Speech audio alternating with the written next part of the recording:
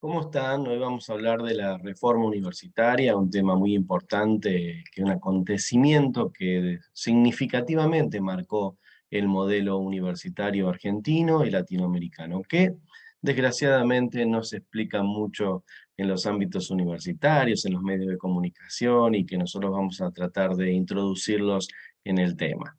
Antes de pasarles el PowerPoint, de empezar con la clase, les recuerdo que un material escrito, un texto sobre este tema de mi autoría, está disponible en cátedradistefano.cbc.com. Le voy a dejar aquí abajo para que ustedes tengan el link, lo mismo el PowerPoint que vamos a pasar aquí, que vamos a utilizar como un mecanismo explicativo, y que también en Fallos y Curiosidades del Derecho, en Spotify, tenemos un podcast donde también hablamos de este tema. Ahora sí, vamos a arrancar, les voy a proyectar el PowerPoint para ir guiándome, y les decía entonces que efectivamente la reforma universitaria viene a ser un acontecimiento político trascendente, que cambió para siempre el modelo universitario, no solo en nuestro país, sino el modelo universitario en nuestra región. Y nos gusta plantear el tema desde un lugar que los grandes sucesos, los grandes acontecimientos, los procesos que logran cambiar el sentido de la historia son hijos de su tiempo. No son acontecimientos aislados, no son acontecimientos que suceden de casualidad, nadie está en el lugar indicado, en el momento indicado, sino que son procesos que vienen desde antes y que tienen un contexto internacional. La globalización no comenzó de dormir para acá, sino que efectivamente también los fenómenos se daban en un contexto. Y estamos hablando de los años 1916, 17, 18, y efectivamente tenemos que ubicarnos en esos momentos históricos. Todos ustedes saben que era un momento histórico de gran convulsión en el mundo. Estamos hablando de los acontecimientos de la Primera Guerra Mundial, de los acontecimientos que se sucedieron después de la Primera Guerra Mundial y que tienen que ver con el modelo organizativo de la primera posguerra, que efectivamente fracasó, porque sabemos que tiempo después tuvimos el segundo conflicto bélico mundial, o sea, tiempos de convulsión. Estamos hablando de tiempos en los cuales triunfaba la revolución bolchevique en Rusia, ¿verdad? En 1917, el Octubre Rojo. En ese contexto de profundos cambios en el mundo es que se va a producir esta reforma universitaria en este rincón de la tierra, en este rincón en el cual nosotros vivimos en la República Argentina. Pero acá también pasaban cosas, y eso también tenemos que tenernos en claro. Un cambio en el proceso social, político, económico, muy importante se desarrollaba en Argentina. Sabemos que nosotros habíamos pasado el proceso de independencia, las guerras, los conflictos internos del caudillismo hasta consolidarse en 1853 una constitución nacional, pero desde 1853 hasta 1916 íbamos a tener una sucesión de presidentes que respondían a los intereses de las élites gobernantes. Si bien teníamos una constitución nacional y una constitución nacional moderna, no teníamos democracia participativa, las elecciones eran fraudulentas. Recién a partir de la ley Sáenz Peña, que pone el voto universal secreto con padrón electoral, íbamos a tener la posibilidad de elecciones libres. Y en esas elecciones libres de 1916 iba a ser electo Hipólito Yrigoyen, que era la expresión del cambio político en Argentina. Yrigoyen sintetizaba en sí la llegada de las clases medias, la llegada de los sectores populares, la llegada justamente de los hijos de la inmigración que se había producido en Argentina desde 1880, 90 en adelante. Un cambio político que requería también de reformas estructurales en la forma de gobernar, en las políticas públicas, en la forma de administrar el poder en la Argentina. Y Yrigoyen no venía para mantener el status quo, venía para generar un cambio político que significaba el ascenso a las posiciones de poder, a las posiciones educativas, a las posiciones de manejo del Estado de una nueva clase política. Y fue en ese contexto entonces donde la reforma universitaria madura, donde la reforma universitaria se expresa. Teníamos un sistema universitario pequeño, con apenas 4 universidades. Ahí les detallo: la Universidad de Córdoba, la más antigua de la Argentina, de 1613, la Universidad de Buenos Aires, nuestra universidad de 1821, la Provincial de Santa Fe del 89, y la de La Plata del 90, y Tucumán de 1914. Fíjense, apenas 5 universidades. Pero no eran 5 universidades, 5 universidades públicas, sí, financiadas por el Estado, sí, pero de ninguna manera tenían acceso a esas universidades los hijos de los inmigrantes, los hijos de las clases nacientes en ese momento histórico del país. Eran universidades elitistas, y especialmente la de Córdoba, si bien era pública, era absolutamente gobernada con sectores vinculados a la iglesia, al clero, y mantenían prácticas de profesorados vitalicios, prácticas de planes de estudios vetustos, prácticas de planes de estudio en los cuales no se estudiaban las cuestiones, las cosas que cuestionaban los modelos que la iglesia implantaba como forma de interpretar el mundo. Eso generó que en Córdoba tuviéramos un epicentro de conflicto de los estudiantes que planteaban la necesidad de generar un cambio profundo, de modernizar el sistema educativo universitario argentino, de ampliar las posibilidades de ingreso a los sectores que estaban creciendo, a los sectores medios que hasta ese momento tenían vedado, y que tuviéramos una concepción mucho más moderna, mucho más acorde a cómo se desarrollaba en el resto del mundo. Los estudiantes venían reclamando desde 1917 ese cambio, venían generando una posición política, pero encontraban el rechazo de una estructura bien cerrada del poder conservador ligado con la iglesia, que manejaban absolutamente todos los espacios de conducción y todas las cátedras docentes, todas las cátedras en la Universidad de Córdoba. La presión fue en aumento, y a partir de ese proceso se da como siempre se suele decir, eh, la gota que rebalsa el vaso, ¿sí? ¿Les gusta esa idea? La gota que rebalsa el vaso, esta idea de que se acumulan en algún lugar los conflictos, que no surgen de un momento para otro, se acumulan, hasta que hay algo que hace estallar, que hace rebalsar el vaso, o la olla a presión, que es la otra figura que se suele usar para explicar este tipo de momentos. A mí me gusta plantearlo así porque en general muchas veces la historia se plantea como algo de acontecimientos únicos. Acá se produce eso. No, no, no. Efectivamente, como les vengo diciendo, un contexto internacional, un contexto nacional con un gobierno nuevo, el gobierno de Irigoyen, favorecedor del proceso de las reformas, y un movimiento estudiantil que venía con un fuerte reclamo, que se venía organizando y que no encontraba respuestas. Ahora sí, hay un suceso que es el disparador del conflicto público, del conflicto en el escenario público, que es que en 1917, en diciembre, cierran el internado de clínicas. El internado no era ni más ni menos que la pensión, donde los estudiantes más desfavorecidos permanecían en Córdoba mientras desarrollaban sus estudios. Yo les planteo en este gráfico una línea de tiempo, ¿sí? Una línea de tiempo para que vean cómo desde diciembre de 1917 hasta junio de 1918 se van dando acontecimientos todo el tiempo que van alimentando el conflicto.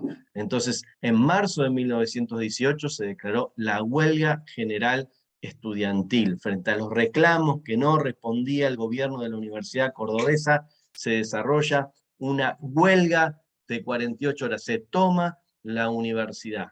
Pero lejos de servir esto para que las autoridades de Córdoba se llamen a la reflexión y se pongan a dialogar con los estudiantes para un proceso de cambio, el 2 de abril el rector y el Consejo Superior Conservador deciden clausurar la universidad. ¿Entiende la gravedad de lo que decimos? Clausurar la universidad. Cierran la universidad. Los conflictos, en vez de darle respuestas y canalizarlos, deciden ser intransigentes y cerrar la universidad. Por supuesto, se radicalizó de esa manera el conflicto. Pero además se generó, ese conflicto se irradió a todo el país. Fíjense que también en abril de 1918 se crea la Federación Universitaria Argentina, no existía eso, se reúnen la Federación Universitaria de Córdoba, la de Buenos Aires, la de Santa Fe, la de Tucumán, y constituyen lo que sigue siendo hoy el movimiento universitario, se unifica el reclamo. Irigoyen, el presidente de la nación, lejos de desatender la situación, recibe en Buenos Aires una delegación estudiantil y designa un interventor de la Universidad de Córdoba. O sea, no tolera el cierre dispuesto por el poder conservador, sino que interviene la universidad, la abre e inicia un proceso de cambio atendiendo los reclamos de los estudiantes. Cambio de época, cambio de paradigma era lo que se estaba dando en ese momento. Bien, se llama a elecciones, se constituye una nueva asamblea universitaria en mayo y triunfan los partidarios de la reforma. Se eligen decanos, pero a la hora de elegir rector, se unifican las posiciones minoritarias del sector conservador y logran elegir a un ultraconservador de apellido Nores, el rector Nores, como rector de la Universidad de Córdoba, que frena el proceso reformista. Bueno, efectivamente lo que va a suceder que los estudiantes no se quedan quietos frente a esa maniobra que intenta frenar ese movimiento político y vuelven a tomar la universidad. Ahí van a ver hacia el 21 de junio esas imágenes de la universidad tomada que tantas veces van a ver en este PowerPoint, donde ven el frontis de la Casa de Trejo, de la Casa del Rectorado de la Universidad de Córdoba, con los alumnos encaramados en sus terrazas, justamente en el marco del reclamo. Los estudiantes politizan aún más y elaboran un documento que yo los invito a leer. Yo sé que muy pocos de los que estén escuchando esta clase lo van a hacer, pero es el manifiesto liminar, justamente escrito por Deodoro Roca y otros importantes protagonistas del proceso reformista, que justamente tiene la originalidad de plantearse, tiene la originalidad de plantearse el proceso de reforma de una perspectiva latinoamericanista. O sea, Argentina era un país que miraba siempre a Europa y que empezaba a mirar hacia arriba, hacia Estados Unidos. Sin embargo, los estudiantes cordobeses tuvieron la actitud progresista de plantearlo desde el ideario eh, latinoamericanista.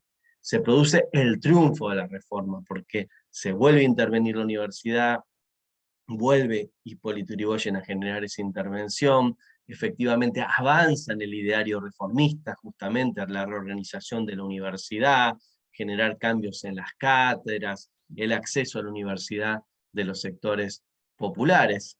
Populares estamos hablando de las clases medias en ese momento. Y ese ideario reformista que se expresa justamente en este documento, que es el Manifiesto Liminar, que está dirigido, fíjense, a los hombres libres de Sudamérica, ¿no? Miren qué fuerza que tiene eso.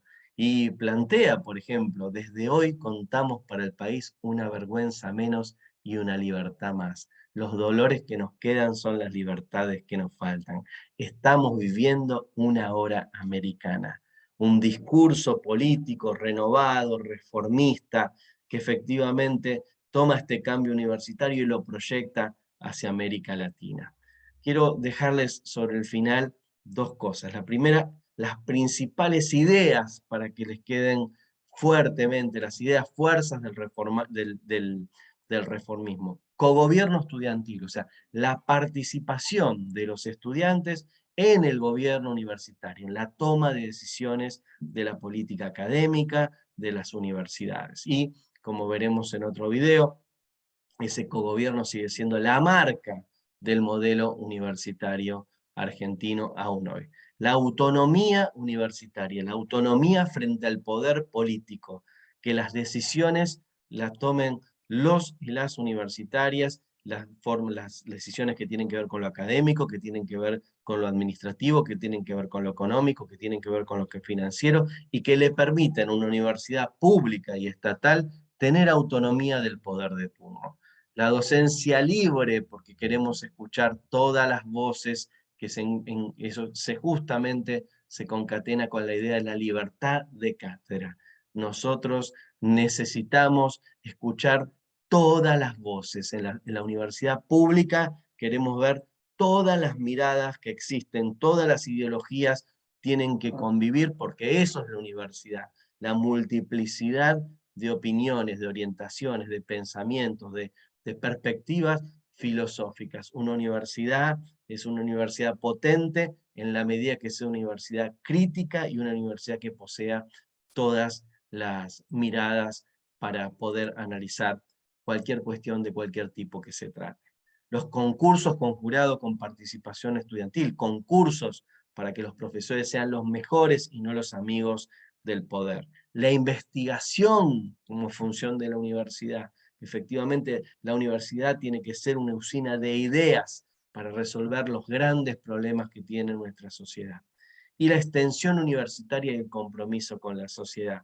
Vale decir, no tener una universidad que piense en sí misma, sino que tenemos que tener una universidad que se proyecte y que le dé respuestas a la sociedad. Finalmente, ahora sí, finalmente, quería plantearles que la reforma universitaria tiene un ideario latinoamericanista, y como plantean todos los estudiosos de la reforma, se proyectó su ideario, sus ideas principales se proyectaron hacia toda América Latina, y no solo se proyectaron hacia América Latina, sino que los procesos que se dieron 50 años después, por ejemplo, el proceso de las reformistas de México de 1968, los sucesos del Mayo francés de 1968, todos invocaron la fuerza de la movilización de los estudiantes cordobeses, que se proyectó a todo nuestro país y de ahí a toda Latinoamérica, como justamente ese principio de participación estudiantil para determinar la creación de una universidad moderna, una universidad participativa, una universidad que deje de ser de los poderes de turno y pase a ser una universidad que se construya sobre la base del pensamiento crítico. Muy bien, espero que les haya gustado esta charla. Los invito a suscribirse al canal. Nosotros hacemos un esfuerzo para grabar estas clases, para realizar estos PowerPoint y también para escribir los textos. Y la forma de ida y vuelta es que se suscriban a nuestro canal de YouTube. Les dejo acá abajo toda la información y nos vemos en la próxima clase.